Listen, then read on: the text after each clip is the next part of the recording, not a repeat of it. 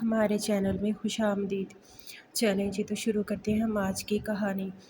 میرا نام طاہرہ ہے اور آج میں آپ کو جو کہانی سنانے جا رہی ہوں وہ سن کر آپ کے ہوش اڑ جائیں گے، کیونکہ دنیا میں ایسے کام اور لوگ بھی ہوتے ہیں کیا۔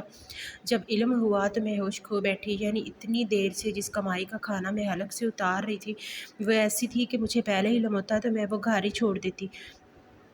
ہمارا گھرانہ سفید پوش ضرور تھا، مگر ہم نے کبھی کسی سے مانگ تانگ کر گزارا نہیں کیا۔ میری ماں اس مقولے پر سختی سے عمل کرتی تھی کہ اپنی چادر دے کر پاؤں پھیلاؤ، سو ہمیں بھی کچھ عیاشیوں کی ضرورت ہی محسوس نہیں ہوئی۔ میری 2 بہنیں اور 1 بھائی ہے۔ ابا کی سب امیدیں بھائی سے بندھی تھی۔ بھائی نے بھی انہیں کبھی دکھ نہیں دیا، ہمیشہ وہی کام کیا جو ابا کو پسند اور حکم کے مطابق ہوتا ہے۔ میں سب سے بڑی تھی، باقی تینوں تو چھوٹے تھے۔ پیسے کی کمی تھی، لیکن ابا کا کہنا تھا جتنا حق بیٹوں کو ملے گا اتنا ہی بیٹیوں کو ملنا چاہیے، سو میں اور بھائی اکٹھے یونیورسٹی جاتے۔ باقی بہنیں اسکول اور کالج میں تھی۔ ایک روز میں اپنی کلاس میں بیٹھی نوٹس بنا رہی تھی جب ایک لڑکا میرے پاس آیا۔ طاہرہ، آپ کو اویس بلا رہا ہے۔ اویس میرا بھائی تھا اور حیرت ہوئی کہ وہ کیوں مجھے بلا رہا ہے، آج تو وہ یونیورسٹی ہی نہیں آیا۔ میں نے دل میں سوچا اور پھر ایک سرتا پیر نظر اس لڑکے کو دیکھا۔ اویس کیوں بلا رہا ہے مجھے؟ خیریت؟ اس سے کہہ دے کہ میں ابھی لیکچر تیار کر رہی ہوں، بعد میں آ جاؤں گی۔ میں نے پورا اعتماد ہو کر کہا۔ میں نہیں جانتی تھی کہ وہ شخص ایسے جھوٹ کیوں بول رہا ہے بھلا، جبکہ اویس آج صبح ہی کسی کام کے سلسلے میں ابو کے ساتھ گیا تھا۔ نہیں، وہ ابھی یونیورسٹی آیا۔ ویسے تو آپ اس کی بہن ہیں، لیکن آپ کو علم نہیں کہ وہ یونیورسٹی آیا ہی نہیں تھا، ابھی آپ کو بلا رہا ہے۔ اتنا کہہ کر اس نے مجھے جگہ بتائی اور چلا گیا۔ میں نے جلدی سے اپنا سامان سمیٹ کر بیگ میں ڈالا اور بھاگتی ہوئی اس جگہ پر پہنچی۔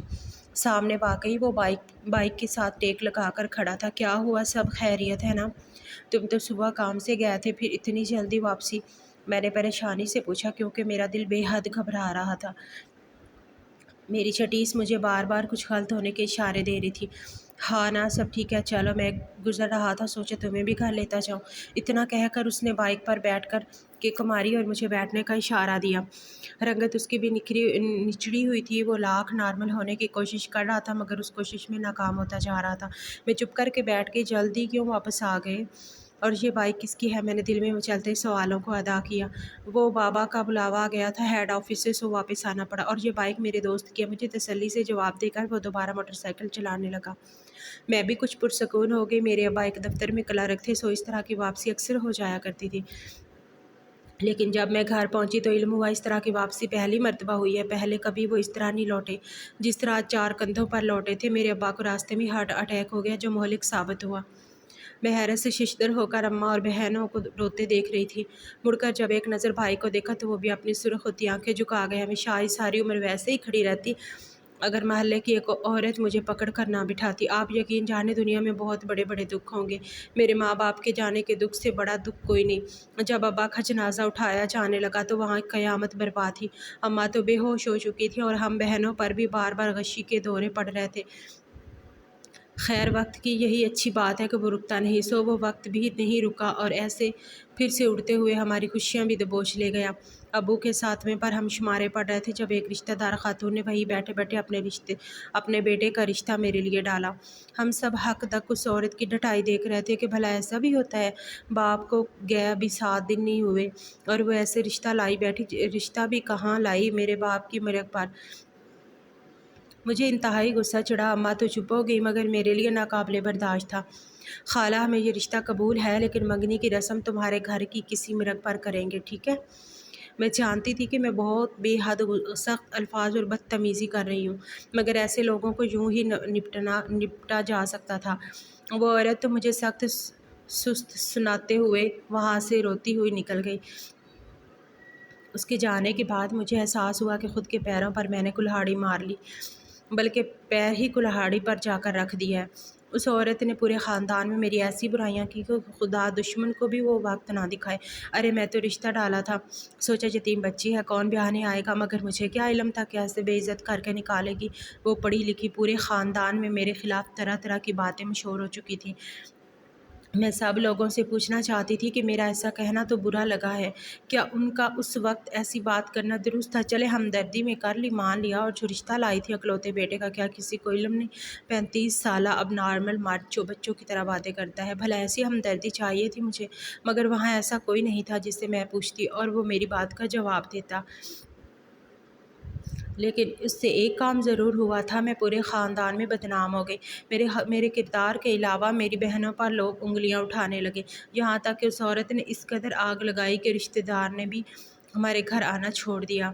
ہم ایسے حالات میں تھے جب ہمیں ان سب کی ضرورت تھی، مگر کئی مرتبہ ایک پریشانی اپنے پیچھے ہزار پریشانیوں کو کھینچ کر لاتی ہے۔ ہمارے ساتھ بھی یہی ہوا۔ میں نے یونیورسٹی جانا چھوڑ دیا۔ اب پڑھ کر کیا کرتی؟ ہم سب کو پڑھانا تو ابو کا خواب تھا، جب وہ ہی نہیں رہے تو خواب کیسا؟ بھائی آدھا دن یونیورسٹی جاتا اور باقی کا آدھا دن ایک ورک شاپ پر لگا دیتا۔ میں نے گھر میں ہی ایک چھوٹا سا پارلر کھول لیا، جس میں میری ایک سہیلی نے بہت مدد کی، مجھے کچھ پیسے ادھار دیے جن سے میں تمام سامان خرید لائی۔ بہنوں کو میں کچھ بھی نہیں کرنے دیتی تھی، وہ صرف پڑھیں۔ کیا ہوا اگر میں ابو کا خواب ادھورا چھوڑ دیا؟ لیکن میں اپنے بہن بھائیوں کو ایسا کرنے نہیں دوں گی۔ اماں بھی کریشیا کا کام کر لیتی تھی۔ بھائی ان کے بنائے ڈیزائن ایک دکان پر دکھا کر آیا تو انہوں نے اماں کو بچوں کی فراقوں کا آرڈر دے دیا۔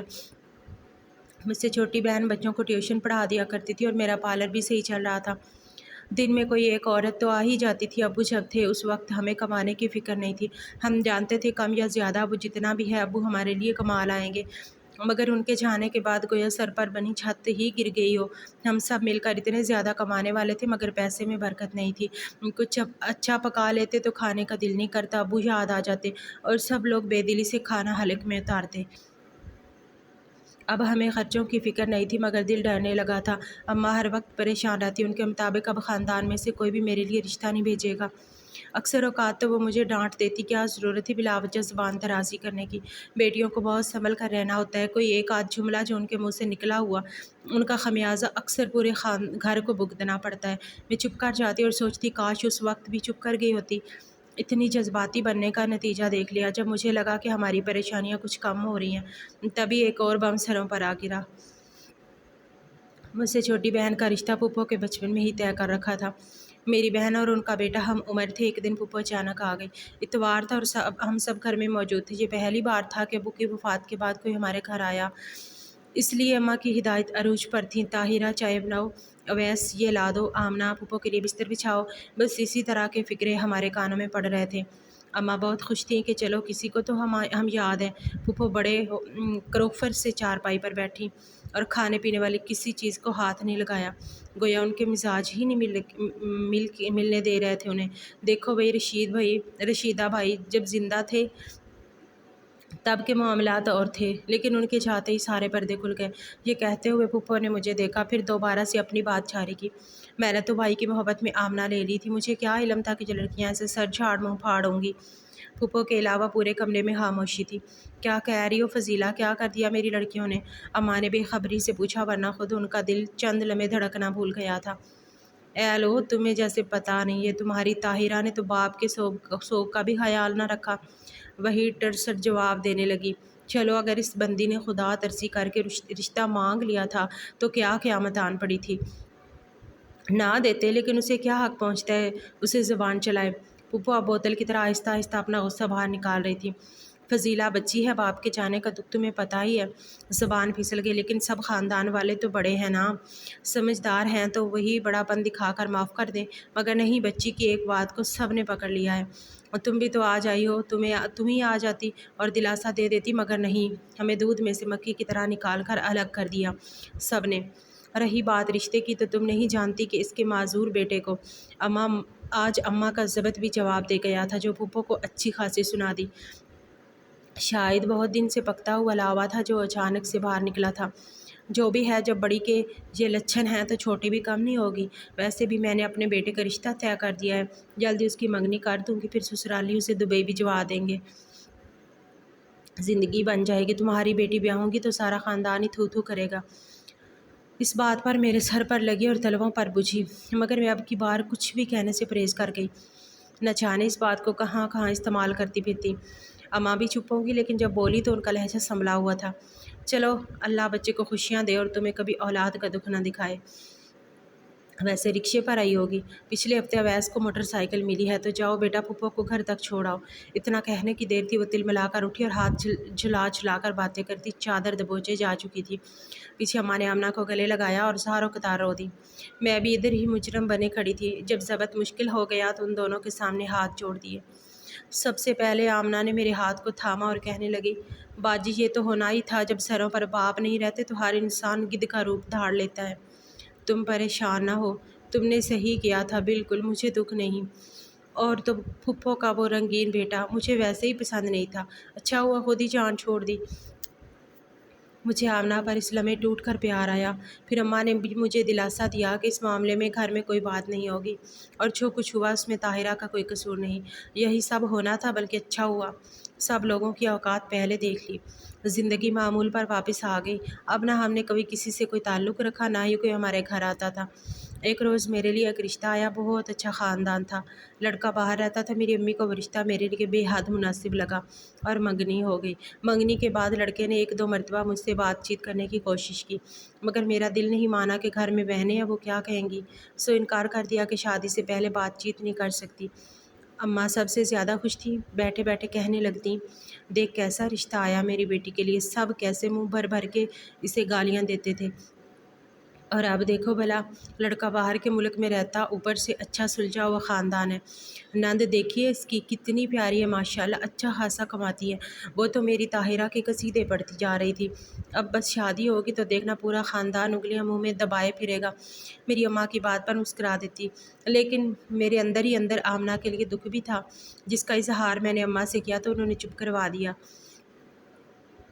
کہ تمہاری شادی یہاں ہو جائے تو دیکھنا آمنہ کے لیے بھی کیسے رشتے آتے ہیں۔ بھائی نے تو سب سے پہلے شادی سے انکار کیا کہ بہنوں کو بیائے بغیر میں گھوڑی نہیں چڑھوں گا، جس پر اماں اس کی بلائیں لیتی نہیں تھکتی تھیں۔ چونکہ میرے منگیتر ملک سے باہر تھے، سو نند اور ساس نے ہی سارا سلسلہ دیکھا اور میری منگنی کے بعد شادی کی تاریخ پکی کر گئی۔ سب کچھ اتنا اچھا اور مہنگا تھا کہ ہم سب اشتیاق سے بار بار شاپر کھول کر دیکھتے۔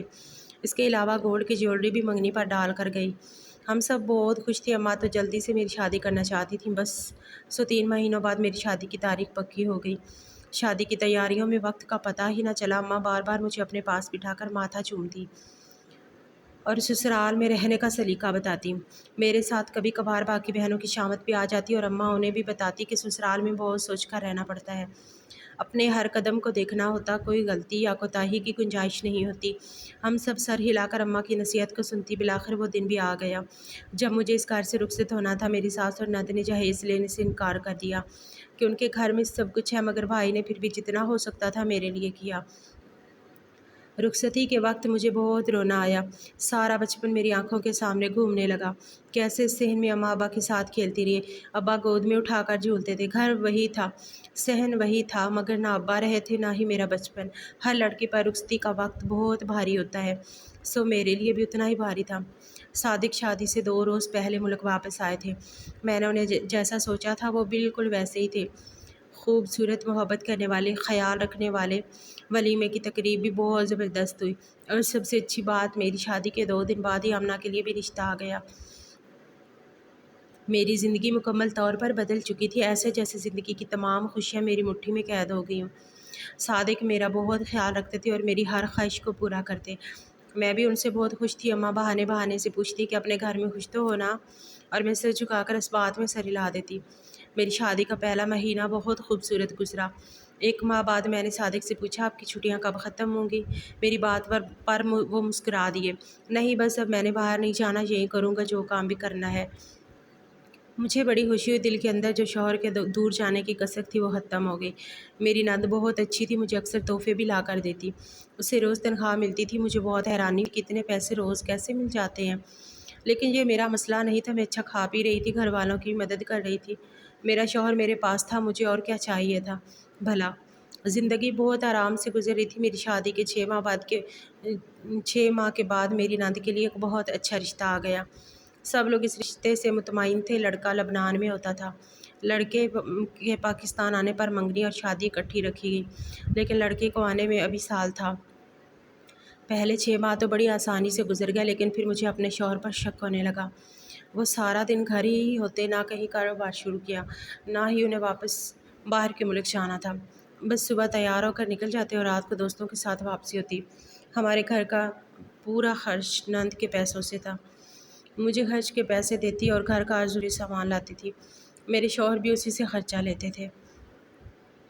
जिस पर वो कभी एतराज़ ना करती। حتیٰ کہ ساس کے بھی دینے دلانے کا تمام بندوبست وہی کرتی تھی۔ مجھے اپنے شوہر سے الجھن ہونے لگی کہ ایسی بھی کیا شادی ہو گئی جو ہاتھ پیر چھوڑ کر گھر ہی بیٹھ گئے ہیں۔ اب میں انہیں بہانے سے کمانے کا کہتی تو وہ ہنس کر ٹال دیتے اور کہتے رخشندہ کما رہی ہے نا، اس اکیلی نے کہاں لے کر جانا ہے یہ سب، سو چپ کر کے عیش کرو، کھاؤ پیو۔ مجھے بہت عجیب لگتا، بھلا ایسے بھی کہیں ہوا ہے کہ اچھا بھلا تندرست بھائی بیٹھ کر بہن کی کمائی کھائے، لیکن میں چپ کر گئی۔ انہی دنوں آمنہ کا رشتہ پکا ہوا اور اس کی شادی ہو گئی۔ میں شادی کے ہنگامے میں اس قدر مصروف تھی کہ گھر کی جانب دھیان ہی نہیں دیا۔ سب پوچھتے کہ تمہارا شوہر واپس کب جا رہا ہے، اور میں مسکرا کر ایک دو ماہ کا کہہ دیتی۔ آمنہ کی شادی کے ساتھ ہی چھوٹی کی منگنی ہو گئی اور اماں نے بھائی کا رشتہ بھی طے کر دیا۔ اب پورا خاندان مجھے حسد اور عشق بھری نظروں سے دیکھتا کہ کتنے اچھے خاندان میں شادی ہوئی ہے طاہرہ کی۔ اس کے پیچھے تو باقی بہن بھائیوں کے نصیب ہی کھل گئے، ایک سے بڑھ کر ایک اچھا رشتہ آ رہا ہے۔ باقی سب کی باتیں تو میں مسکرا کر سن لیتی، مگر میرے اندر کوئی مجھے کچو کے لگا رہا ہوتا، بھلا ایسے اچھے خاندان میں شادی کر کے کیا کرنا جس کا مرد نہیں عورت کماتی ہو۔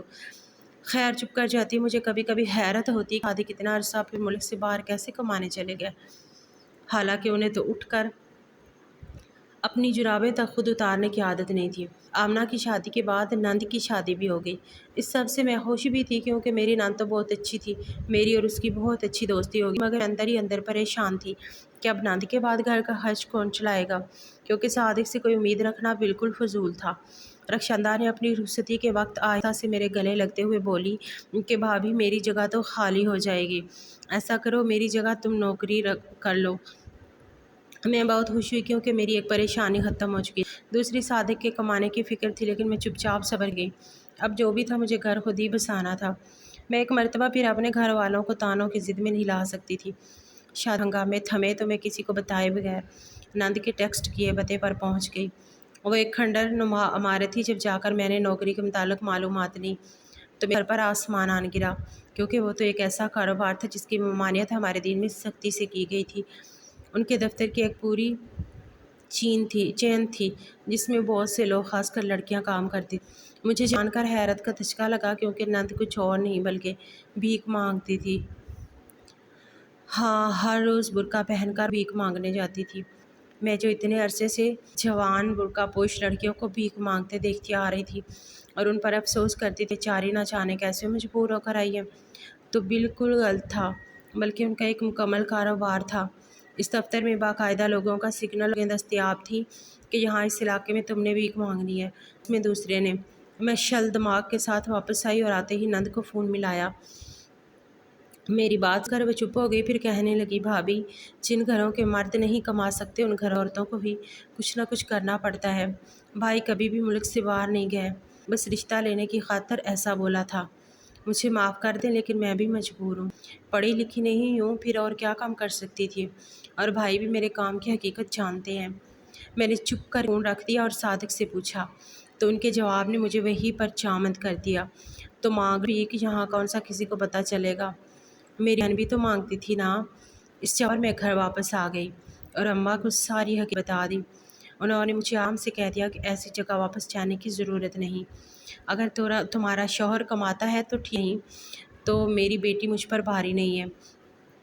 اس وقت مجھے اپنی ماں پر بہت پیار آیا کہ ہر مشکل میں انہوں نے مجھے سہارا دیا۔ میں تقریباً 2 مہینے میں گئی، 2 ماہ سے آئے اور مجھ سے معافی مانگی کہ مجھے معاف کر دو، میں تمہارے بغیر نہیں رہ سکتا۔ میری ساس نے بھی اماں سے معافی مانگی کہ انہوں نے جھوٹ بول کر اپنے بیٹے کی شادی کی۔ وہ وقت تھوڑا مشکل تھا لیکن کٹ گیا۔ میرے بھائی نے صادق کو اپنے ساتھ ہی کام پر لگا لیا اور اب میں اپنے سسرال واپس آ چکی ہوں، چاہے دیر سے ہی صحیح، مگر میرے شوہر رائے راست پر آ چکے تھے اور مردوں کی کمانے بھی لگے تھے، چاہے وہ کمائی تھوڑی ہے مگر میرے لیے بہت بابرکت ہے۔